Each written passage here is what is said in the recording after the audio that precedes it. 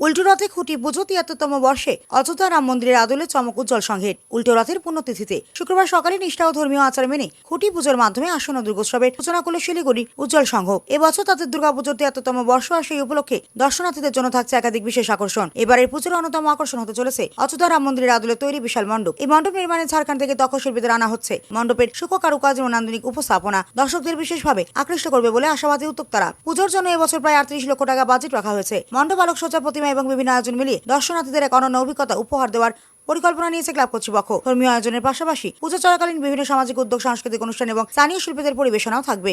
উৎসবের আনন্দের পাশাপাশি সমাজের প্রতি দায়বদ্ধতার বার্তা তুলে ধরতে চায় উজ্জ্বল সংঘ। খুঁটি পুজোর মধ্য দিয়ে ইতিমধ্যেই উৎসবের আবহ তৈরি হয়েছে এলাকায়। ঐতিহ্য, নান্দনিকতা ও সামাজিক ভাবনার সমন্বয় ৭৩তম বর্ষের এই দুর্গাপুজো শিলিগুড়ির অন্যতম আকর্ষণ হয়ে উঠবে বলেই আশা ক্লাব কর্তৃপক্ষের।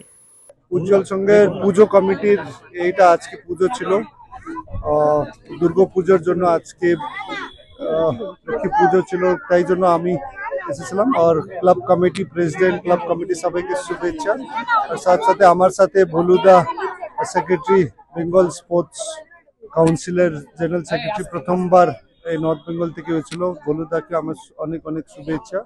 আর এখানে অনেক বাচ্চাগুলো ক্যাম্প চলছে এখানে। তো আমার ক্রিয়া ভারতী থেকে বলুদার সাথে মিলে সব টিম, অর্গানাইজিং টিম, কিছু টুর্নামেন্টগুলো, কি coaching camp, inter school, inter club, এরকম বাচ্চাদের tournament, football, table tennis, kho kho, এসবে চেষ্টা করছি প্রোগ্রাম করার জন্য।